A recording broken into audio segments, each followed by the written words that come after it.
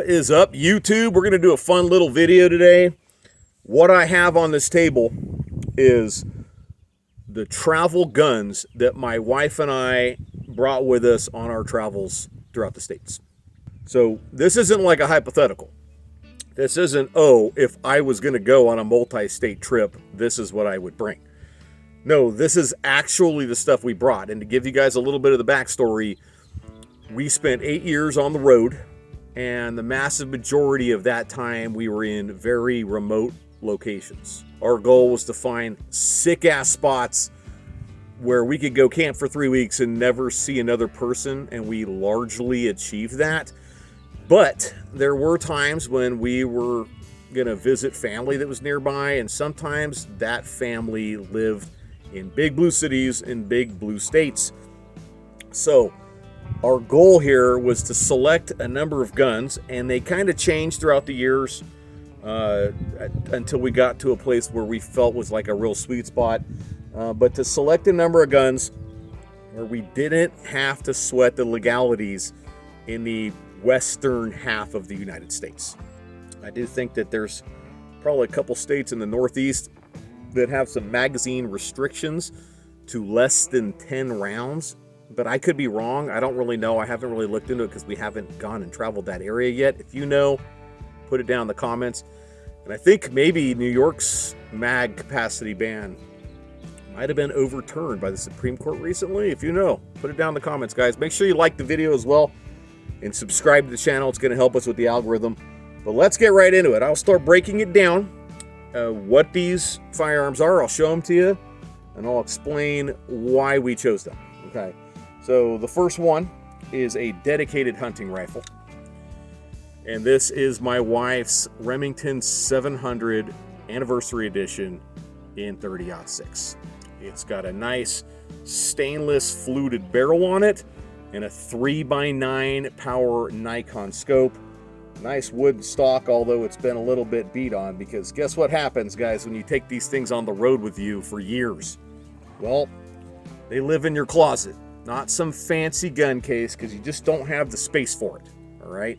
So they end up rattling around and bouncing against each other sometimes. Even if you wrap them in towels and stuff like that, it eventually happens. So they all kind of become truck guns, beaters, you know what I'm saying?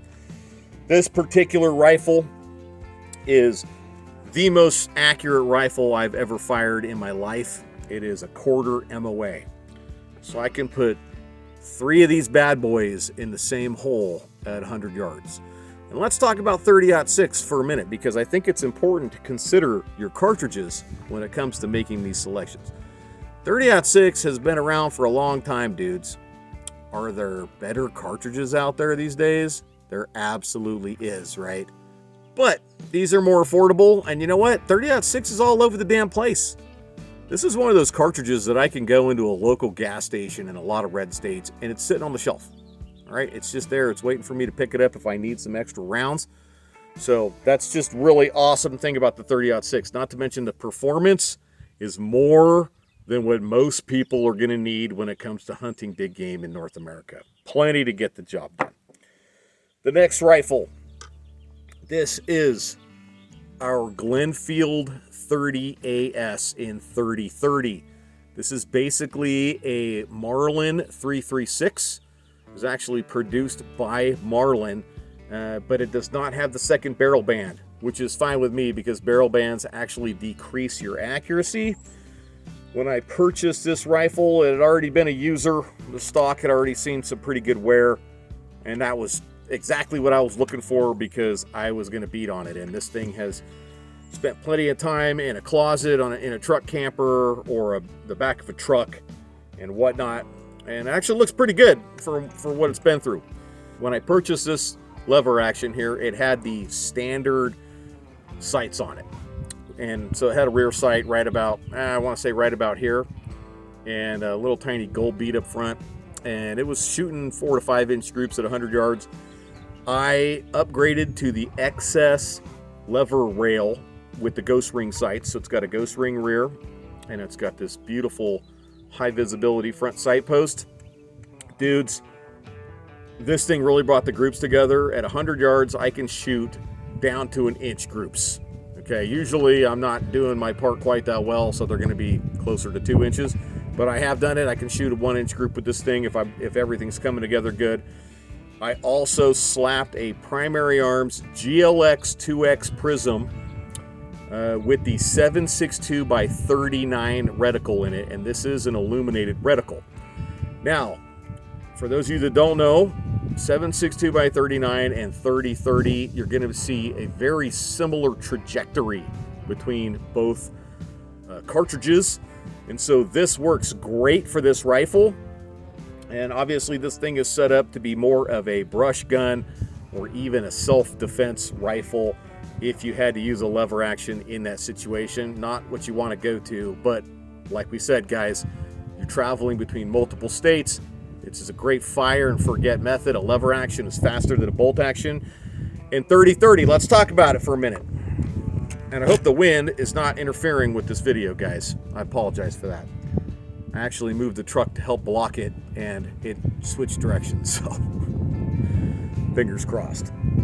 We actually added this rifle while on the road after a few years of doing it because we've been around a lot, and one of the things that we noticed was that 30-30 was all over the damn place. We'd find ourselves out in the Arizona desert, guys, like way out there where you got lots of visibility for long ranges, and I'd always collect the spent cases from every place we went to. I'd look at the spent cases so I could see what the locals are shooting, and 30-30 is one of the cartridges I found everywhere. And again, it's one of those things that you could just go into a gas station and buy anywhere. I know that COVID kind of changed the game there a bit, okay? But still, this is a highly effective cartridge, and most 30-30s you're going to find out there are going to be soft points. I'll tell you guys what, personally, I'd rather be shot twice with 7.62 by 39 and a full metal jacket than take 150 grain soft point, because I've seen what these will do. So when we're talking about 30-30, any ammunition you scrounge or purchase anywhere, it's designed to kill big animals. That's what it's set up for. And it's going to be pretty damn effective at getting that job done. The next rifle I'm going to show you is my Ruger American Ranch. Now, this is one of the exceptions when it comes to the firearms on this table. This did not go with us on those travels for those 8 years, but it is a recent addition to the family, and I imagine that it is going to go with us in future travels, and it has been to the woods. It's been on trips with my wife and I. And so for those of you that aren't familiar with this rifle, the Ruger American Ranch, it is a cheap rifle. So great for a beater, okay? You don't have to worry about it. It's not going to be all pretty, you know, so just toss it around in your truck and shit. And it's a lightweight platform that takes magazines. I removed the Ruger magwell and put an AR-15 magwell in it and bought AR-15 7.62 by 39 mags. This is a 10 rounder. I have this little pouch here that holds an additional 10 rounder on the stock of the gun, so it's always got 20 rounds in it. This is towards the rear of the gun, so it does add weight if you're carrying it on the sling or carrying it in your arms. It doesn't really slow you down getting on target because the weight's back against your body. This is a Primary Arms 1-to-6 power ACSS Nova reticle. Really like this. It's super bright, guys. You can see it in the daytime, no sweat. And so this thing could be used at close range if you had to, not like you want to with a bolt action. But that could very well be where you find yourself if shit hits the fan while you're in some freaking big blue state and this is all you got. 7.62 by 39, let's talk about it real quick. This little 30 cal bullet will put a pretty big hole in you. As a matter of fact, I harvested one of my sheep with it about a week and a half ago, and 30 caliber hole on the inside and about a little bigger than a silver dollar on the other side with a hollow point just like this. I can't tell you if it expanded.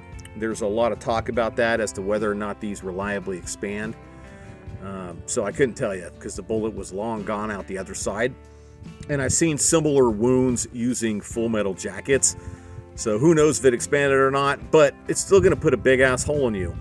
And I think that the real benefit to 7.62 by 39 is that it's affordable to shoot, guys. It really is. It is all over the place. I'm going to say that in my personal opinion, 30-06 and 30-30 are probably going to be easier to find and shit hit the fan than this cartridge. But I do think it's all over the damn place, and it's not bad. It's not bad, all right? And if you're a guy that wants to travel with some guns, and you want to be able to get out there in the desert where there's nobody and rip some rounds down range and not have it break the bank, this is a pretty good option for that. Now, a lot of guys are probably going to be like, fish in the field. 5.56 NATO is all over the damn place. More than any of those things you have on the table. I agree. I totally agree. And I wouldn't fault you for selecting a rifle in 5.56 NATO or 223. I just didn't make that choice. I prefer a bigger bullet, especially when it comes to hunting big game. I've used both 5.56 and 7.62x39, and I will tell you that this, in my opinion, is superior for that purpose. But to each their own. Okay, guys, to each their own. Next, we're going to move over to the 3 firearms that have put the most meat on the table for us while on the road. The first one is a 1022. I know you guys are going to be like, oh man, you were just bashing 1022s. It's not the best bug out gun. It's not. It's not, guys. That said, though, this TCR-22, which you guys saw in a previous video, has killed a lot of animals. And we actually went a number of years without bringing a 1022 with us after I had a hard winter providing with one and learned how to snare. Because snaring is just so much easier, guys. But it's fun. It's fun. You can get out there. You can kill plenty of small game with it. You can even headshot small birds and trees that aren't expecting it and breast them out and eat them, which I've done.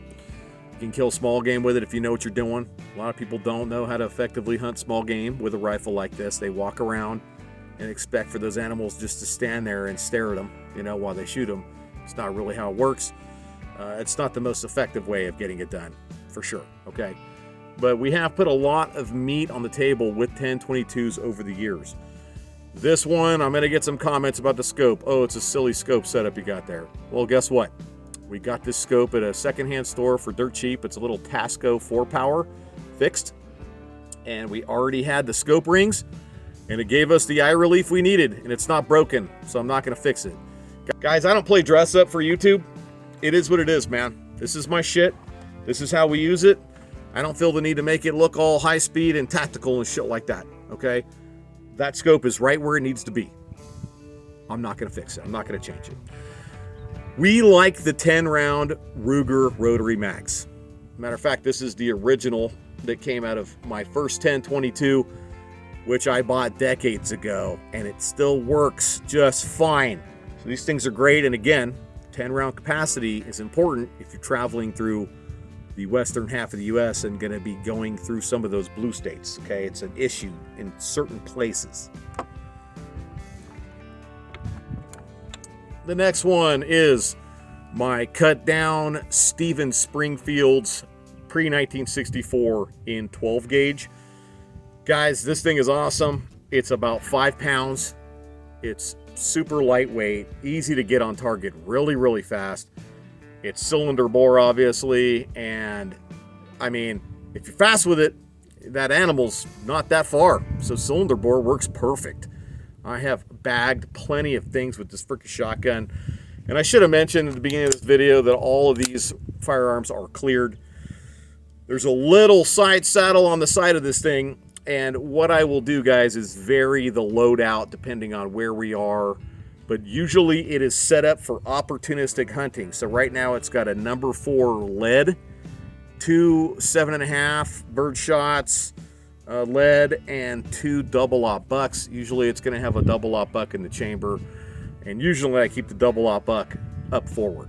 I'm not sure why they're in the rear right now. I must have been thinking sometimes I think magical things, and then later I'm like, what the hell was I doing? But you guys can tell this is just how I had it set up. I brought it out here. I didn't feel the need to check all my shit, cross all my T's and dot all my I's to make it look all high speed when I got out here. This is what it is, okay? But this is a great little shotgun. It will punish you. If you're averse to pain, you don't want one of these. But I'm not. And 12 gauge is all over the damn place, guys. It really is. Prior to purchasing this shotgun, We brought a full-size 870 in 12 gauge with the 26-inch barrel and a 870 in 20 gauge with the 26-inch barrel. So those both did a lot of work for us as well, but once we got this shotgun, we didn't feel the need to bring those with us anymore. So it lightened the load of the rig and gave us more space for other things. And guys, I know some of you are like, a single shot 12 gauge? If you look, not saying that this is the ideal shotgun for self-defense purposes.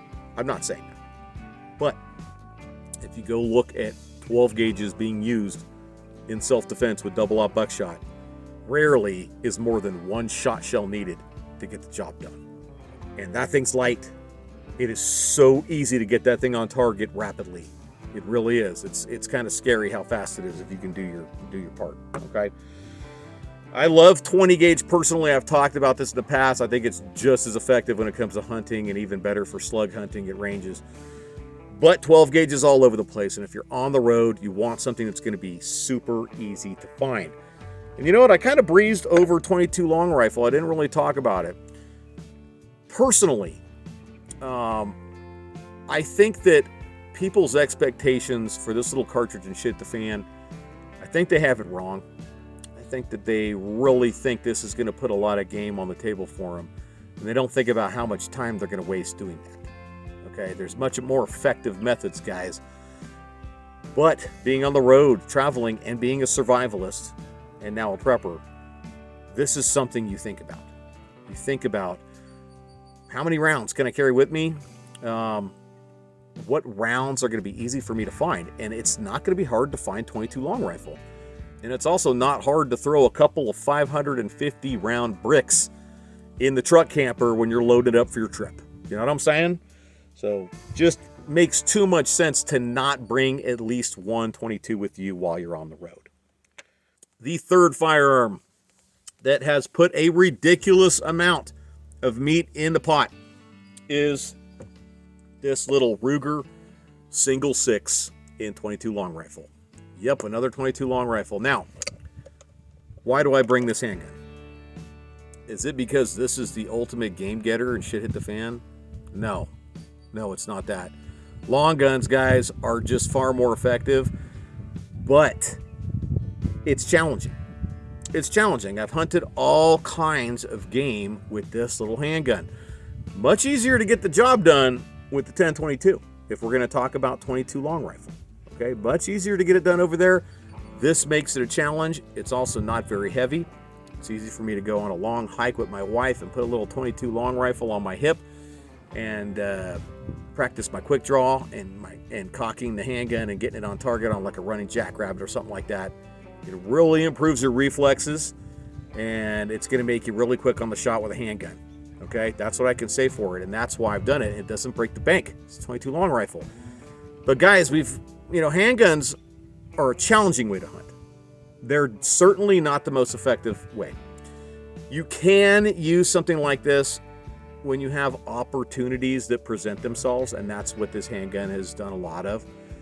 I'm in a certain place at a certain spot, and boom, a squirrel sticks his head out from behind a tree. And if you know squirrels, if they didn't know you're there, you've got like a second and a half, 2 seconds in their brain before they bail, okay? They see it, they're like, oh shit, they're shocked. They're standing there like, what do I do? And then they bail. Well, if you're quick on the draw and you're quick on target, you can make it happen with something like this, okay? So just something fun that I brought with me. Now, what improvements could I make over this particular platform? Like, what are the benefits to a single action handgun if the shit were to hit the fan on the road somewhere? Well, the benefits are that there's very little moving parts. That's really the benefit. Other than that, the rest of it is probably disadvantages. Personally, if I'd had the money to spend, and I've looked at it throughout the years, I would prefer that this handgun be a double action, a modern double action that obviously could also do single action, exposed hammer and stuff like that, and a good set of sights on it. I think that would be superior to this option, okay? Here's the holster I have for it, dudes, and you know what? Honestly, one of those little holsters that's got like some additional cartridges on the side would probably be an upgrade that I would spring for, but it's just not the top priority these days when it comes to the firearm budget. Next is my Smith and Wesson 686 Plus with a 6-inch barrel in .357 Magnum. All right, so this is the 7-round cylinder version, and guys, .357 Magnum. This cartridge right here does special things out of a long-barreled handgun. It really does.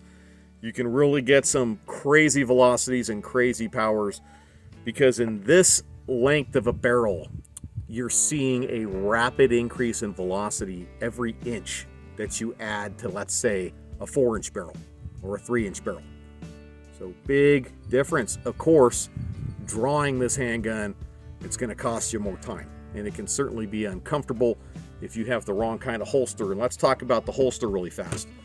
This is a Triple K holster that I bought probably about 15 years ago. I actually daily carried this handgun for years in this holster. I don't know if you can tell how much wear it's had on it. I stayed up on it pretty good by keeping the threads waxed, and some of them are starting to wear a little bit thin, so I don't know how much life it's got left in it. But this is capable of both the cross draw and the standard strong sight draw. And I'll be honest, I prefer the cross draw on this. Not because it's cool looking, but because when you're sitting in a truck, you have easy access to a long barreled handgun, and when you're walking around, it's much easier to draw it. Whereas if I'm drawing strong sight, I'm like, it's a 6-inch barrel, man. You know what I'm saying? You really got to get that full up there. It's hard to do it fast. Whereas this is just, it's so easy to draw it fast from cross draw. So that's why I prefer it. But I'm going to tell you, that's not a great setup. Cross draw is not a great setup if you're getting work done. You know, if the shit's hit the fan and you're out on your ranch, your property, and you're out there carrying shit around, I mean, you're just like going to constantly have that handgun in the way. So, you know what I'm saying? Like, it is what it is, okay? But for this particular handgun and my intended use, this has worked great. I've done a lot of hikes with it. It's held up really well. You can see that, you know, there's no tearing or anything, although it's a little, you know, fugly looking right there. But great holster. I should talk about something else here. There's a couple things I missed on the table, but let me finish the handguns first, and I'll go back to some of the gear that's particular to certain firearms. Yeah, so .357 mag. Why? Well, guys, 38 Special is all over the damn place. And so is .357 mag, to be honest with you, but I think 38 Special is more common. And to have a handgun that can shoot a couple different cartridges, I think that's great.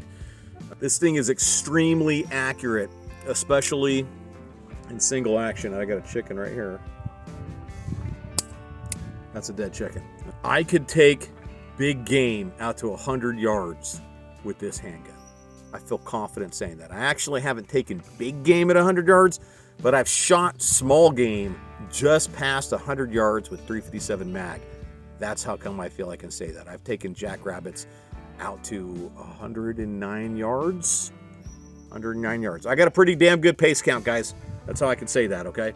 So that's why I feel this is such a great option.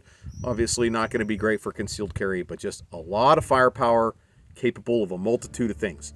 And the way I travel with this handgun, dudes, is I have a 50-round cartridge box that has a variety of different loads in there. And then I carry a number of other boxes that are just like hollow points, okay?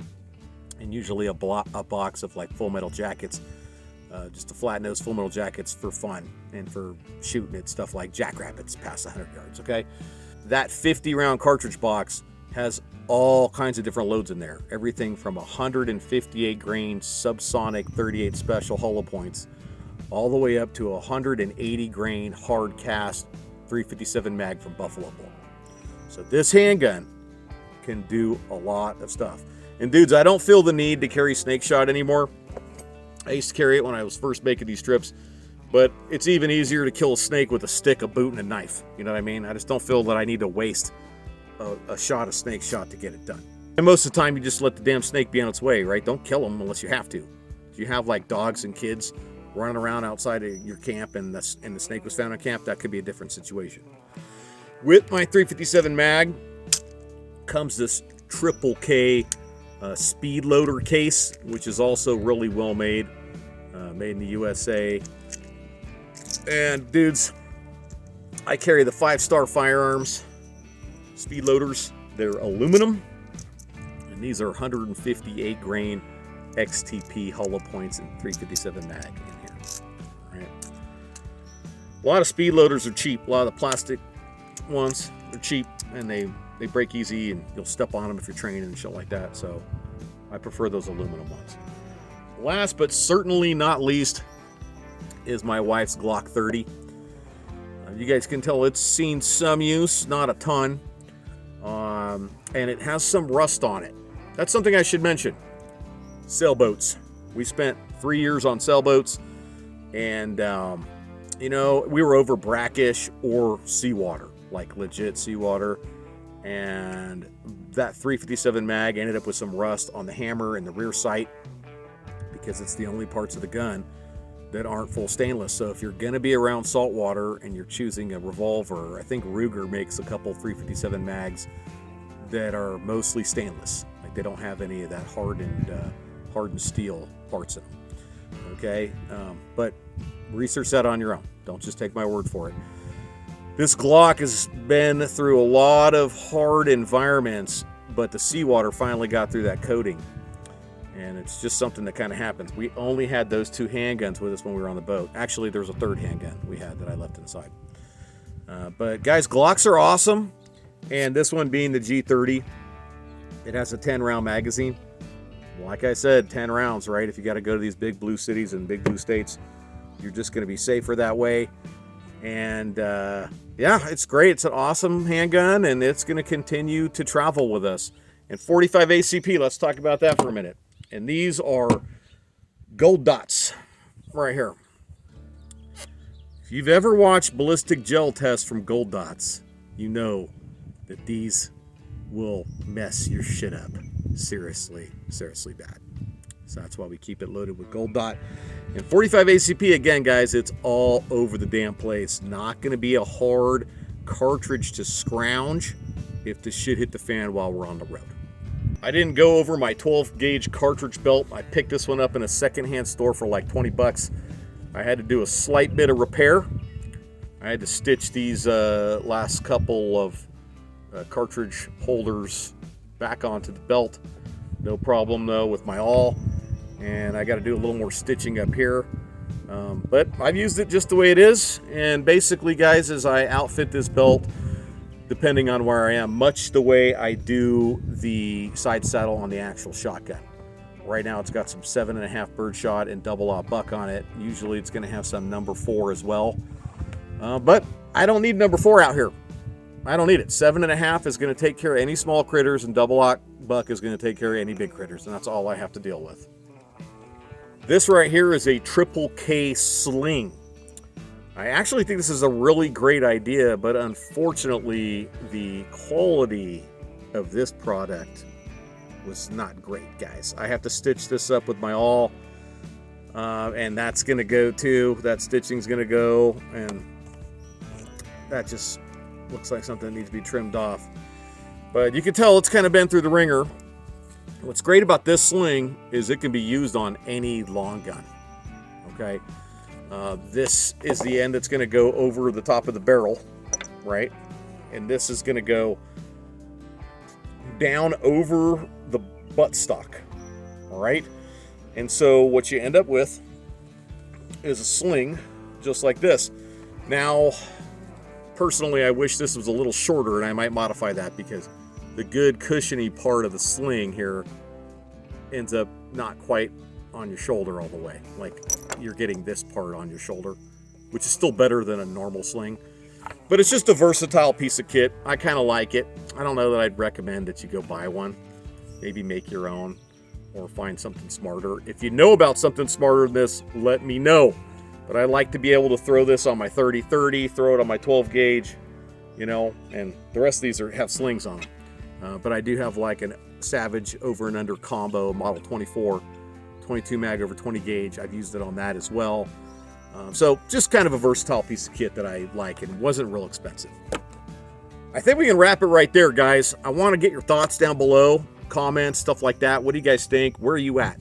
What are your travel guns? Multi-state travel guns? And let's be real, dudes. You know what? I could go out of my way to avoid certain states. I really could. But my goal was to get out there to as many different places and environments, remote places, remote environments, and really experience the states. I wanted to do them. I don't really want to avoid any of them in particular. And so for me and my wife, that really was a part of this whole thought process when it came to selecting these firearms. And it really has worked well for us. It's been a great selection. I don't think I've ever really been anywhere and been thinking to myself, man, I really should have brought that, and I wish I had. I have been out and thought to myself, well, I brought a couple rifles I didn't really need so much. You know, like my 30-30 could have got all this done. Did I really need to bring the 30-06? Not really. But having additional long gun that chambers a different cartridge, if the shit hits the fan and you're on the road, it could matter. You know what I'm saying? That's it, guys. I hope y'all liked the video. Like it, share it, subscribe to the channel. Check out my Patreon link in the description. I have tons of info dumps on there, big videos with a lot of information if you're interested. And I'll see you guys in the next video.